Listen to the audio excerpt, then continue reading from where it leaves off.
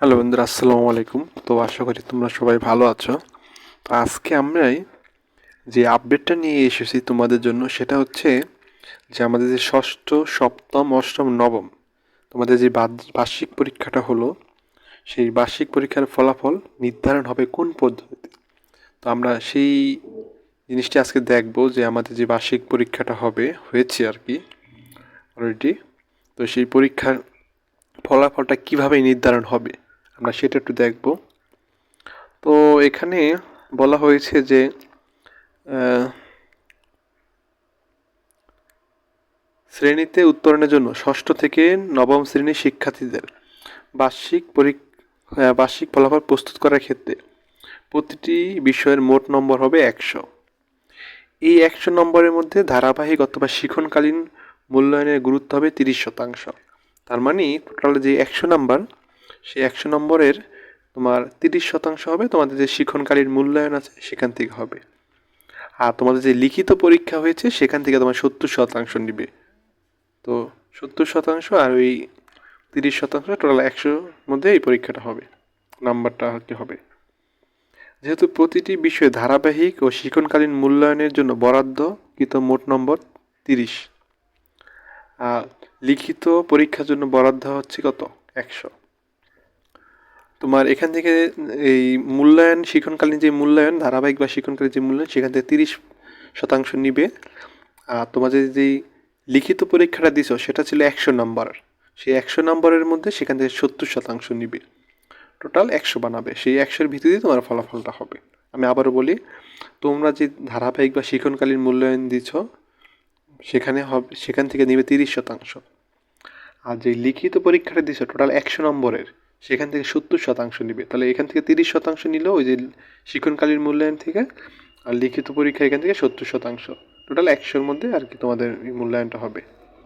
যেহেতু একজন শিক্ষার্থীর একটি বিষয়ের বার্ষিক ফলাফল প্রস্তুত করার ক্ষেত্রে এই বিষয়ে ধারাবাহিক ও শিক্ষণকালীন মূল্যায়নে তার প্রাপ্ত নম্বরের সঙ্গে লিখিত পরীক্ষার প্রাপ্ত নম্বরে 70% যোগ করে ওই বিষয়ের বার্ষিক পরীক্ষার ফলাফল বা গ্রেড নির্ধারণ করা হবে।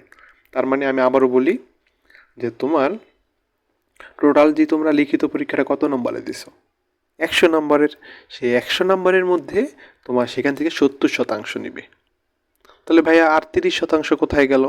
আর 30% যে তোমার শিক্ষণকালীন মূল্যায়ন। ঠিক আছে? তো এভাবে তোমার ফলাফলটা হবে। তো এবার আমরা দেখি, যে উদাহরণ একটা বলা আছে সুন্দরভাবে, দেখো ধরা যাক বার্ষিক বিষয়ে শিক্ষণকালীন মূল্যায়নে মোট 30 নম্বরের মধ্যে মনে করো যে ক নামের একজন শিক্ষার্থী, মনে করো যে রহিম নামের একজন শিক্ষার্থী, এর প্রাপ্ত নম্বর 25। তার মানে ধরো রহিম নামের একজন শিক্ষার্থী, সে বার্ষিক পরীক্ষা যে শিক্ষণকালীন মূল্যায়ন সেখানে 30-এর মধ্যে 25 পাইছে। হ্যাঁ, শিক্ষণকালীন মূল্যায়নে 30-এর মধ্যে 25 পাইছে। আর লিখিত পরীক্ষা সে 100-এর মধ্যে 80 পাইছে। ঠিক আছে? তো বাংলায় মনে করো বাংলায়, তো বাংলা বিষয়ে তার বার্ষিক পরীক্ষার ফলাফল বা গ্রেড নির্ধারণ ক্ষেত্রে ধারাবাহিক মূল্যায়নের প্রাপ্ত 25 নম্বরের সঙ্গে লিখিত পরীক্ষা 80 নম্বরে 70% নিবে, যোগ করবে। ঠিক আছে? তার মানে তোমার লিখিত পরীক্ষাটা তোমার কত, সে 180 পাইছে, সে 80-র কত শতাংশ নিবে, 70% নিবে। তাহলে 70% সমান সমান কত, 56 যোগ করে বাংলায় প্রাপ্ত নম্বরটা কত হয়, 81 হয়। আচ্ছা, আমি একটু বুঝাই বলি এখানে। ধরো তুমি তুমি শিক্ষণকালীন মূল্যায়নে তোমার কত নাম্বার, 30 নাম্বার। সেই 30-এ তুমি কত পাইছো, 25। আচ্ছা, এই 25 থাকলো এখানে। ঠিক আছে? আচ্ছা, শিক্ষণকালীন মূল্যায়ন গেল। এবার আমরা আসি লিখিত পরীক্ষায়। লিখিত পরীক্ষায় তোমার কত নাম্বার হয়েছে, 100।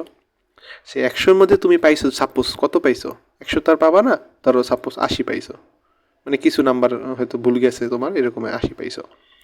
তাহলে সেই 80-র কত শতাংশ নিছে, 80-র নিচে 70%। তাহলে 80-70% করলে কত হয়, 56 হয়। তাহলে এই 56 আর শিক্ষণকালীন মূল্যায়নে তুমি কত পাইছো, 25, এই যে 25 আর এই 56 যোগ করলে কত হয়, 81। তাহলে তুমি কিন্তু 80-র উপরে পাইছো। তাহলে তো অবশ্যই তোমার A+ হবে, আমরা সেটা দেখবো গ্রেড শিটে। তাহলে দেখছো তোমার রেজাল্টটা কত হলো, 81 হলো। কীভাবে হলো, ওই যে শিক্ষণকালীন মূল্যায়নে তুমি 30 নম্বরে 25 পাইছো, আর লিখিত পরীক্ষা যে 80 পাইছো, সে 80-র কত শতাংশ নিছে? 70%। সে 70%, 80-70% করলে কত হয়? 56 হয়। তাহলে এই 56 আর 25 যোগ করলে কত হয়? 81। তাহলে তুমি 81 নাম্বার পাইছো। এবার আমরা দেখি তুমি কি এ প্লাস পাইছো? 81 পাইলে কি এ প্লাস নাকি এ গ্রেড? আমরা দেখবো সেটা। দেখো, আচ্ছা, যদি তুমি 80 থেকে 100-র মধ্যে পাও, তাহলে তুমি গ্রেড পয়েন্ট হবে তোমার 5 এবং তুমি এ প্লাস। তাহলে তুমি তো অবশ্যই 80-কে 80 বেশি পাইছো, 81 পাইছো, তাহলে অবশ্যই তোমার বাংলা কী হবে? এ প্লাস আসবে। আচ্ছা, যদি তুমি 70 থেকে 79-র মধ্যে পাও, তাহলে তোমার গ্রেড পয়েন্ট আসবে 4, আর গ্রেড লেটার হবে এ গ্রেড। আচ্ছা, যদি তুমি 60 থেকে 69-র মধ্যে পাও, তাহলে তোমার গ্রেড পয়েন্ট হবে 3.50, আর তোমার গ্রেড লেটার হবে এ মাইনাস। যদি তুমি 50 থেকে 59-এর মধ্যে পাও, তাহলে গ্রেড পয়েন্ট 3 হবে, আর গ্রেড লেটার হবে বি গ্রেড। 40 থেকে তুমি যদি 49-এর মধ্যে পাও, তাহলে 2 পয়েন্ট পাবে, আর গ্রেড লেটার হবে সি গ্রেড।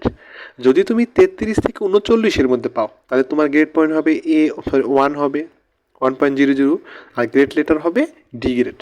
আর যদি তুমি 0 থেকে 32-এর মধ্যে পাও নাম্বার, মানে 33-এর নিচে পাও, তাহলে তোমার গ্রেড পয়েন্ট 0 এবং তুমি ফেল, মানে এফ গ্রেড আসবে। ঠিক আছে? তো আশা করি তোমরা বুঝতে পারছো। তারপরেও যদি না বোঝো আমাকে বলো, আমি আবার বুঝিয়ে দিব। ঠিক আছে? সবাই ভালো থাকবে। আসসালামু আলাইকুম।